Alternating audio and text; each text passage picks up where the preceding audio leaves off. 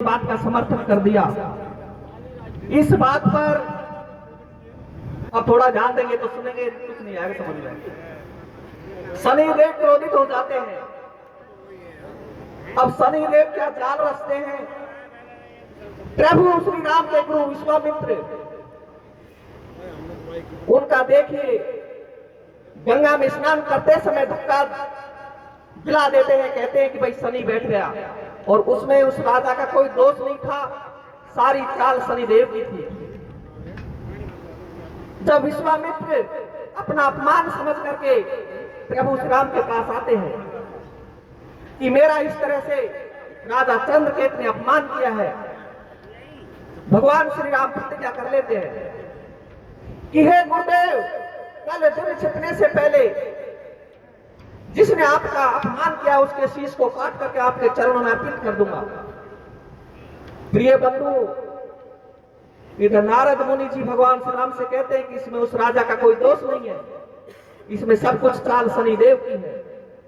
लेकिन बंधु, भगवान श्री राम प्रतिज्ञा कर लेते हैं। इधर नारद मुनि जी के अनुसार उस राजा चंद्रकेतु के लिए प्राण रक्षा के लिए रास्ता बता देते हैं कि हे राजन, आप किस तरह मस्ती में घूम रहे हो, आपके सिर पर मौत मंडरा रही है। कल दिन छिपने से पहले आपका वध भगवान श्री राम करेंगे। नारद की बात को सुन करके देखिए राजा चंद्रकेतु मां अंजनी के आश्रम पर चले जाते हैं। उधर मां अंजनी के चरणों में लिपट जाते हैं, अपनी प्राण रक्षा का वरदान ले लेते हैं। इधर बंधुओं, भगवान श्री राम प्रतिज्ञा कर लेते हैं गुरुदेव के अपमान का बदला लेने के लिए। तो बंधुओं, उस राजा चंद्रकेतु की खोज के लिए हनुमान जी और लक्ष्मण जी को वन में भेज देते हैं। खोजते हुए मां अंजनी की कुटिया के निकट पहुंच जाते हैं। वहां देखिए लक्ष्मण जी से आज्ञा लेकर के हनुमान जी मां अंजनी के आश्रम पर चले जाते हैं। अंजनी मां हनुमान जी को देख करके प्रसन्न होती है और हनुमान जी को वचनों में लेती है कि हे बेटा, तुझे आज मेरी आज्ञा का पालन करना होगा। कहो मां, आप जो भी कहेंगे उसका मैं पालन करूंगा। हनुमान जी को वचनों में लेती है, राजा चंद्रकेतु का वृत्तांत सुनाती है। हनुमान जी कहते हैं कि ये तो मेरे प्रभु श्री राम के द्रोही है, मैं तो इसी के लिए वन में भटक रहा हूं। तो बंधुओं, अंजनी मां हनुमान जी को फटकारते हैं कि क्या तुझे और तेरे प्रभु श्री राम को मैं देखूंगी। लेकिन बंधुओं, हनुमान जी मन में विचार करते हैं कि प्रभु श्री राम ने अपने माता पिता की आज्ञा का पालन किया, आज ऐसा मौका है, चाहे मुझे प्रभु श्री राम के हाथों मरना पड़े, मैं भी मेरी माता की आज्ञा का पालन करूंगा। तो बंधुओं, हनुमान जी लक्ष्मण जी से आकर के मना कर देते हैं कि मैं उस राजा के प्राण लेने के बजाय प्राण रक्षा करूंगा, और वो मेरी मां अंजनी की कुटिया पर छुपा हुआ है। इस संदेशा को लेकर के लक्ष्मण जी भगवान श्री राम को देते हैं। किस तरह से भगवान श्री राम अपनी सेना लेकर आते हैं, भक्त और भगवान में किस तरह युद्ध होता है, किसकी जीत होती है, किसकी हार होती है, कीर्तन के माध्यम से सुनिए।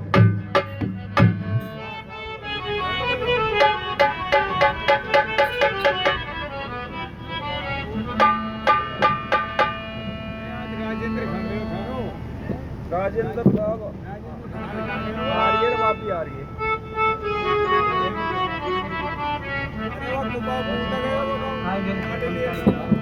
सरपंच का ही कह रहे सुने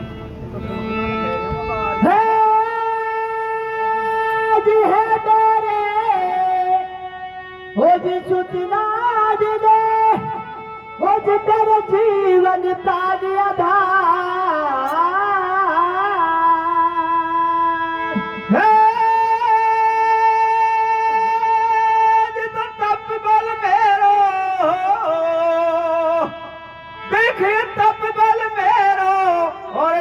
जो हो जी कर दोगे हाहाकार।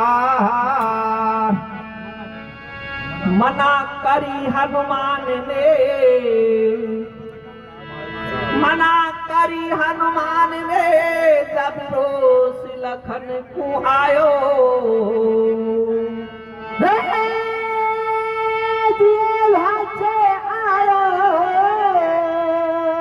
से बेटा देखिए वहाँ से आए आज है बार तनिया कई जाने बचाओ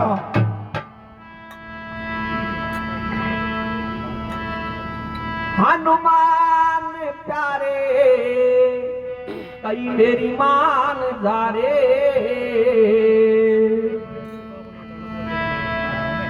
हनुमान प्यारे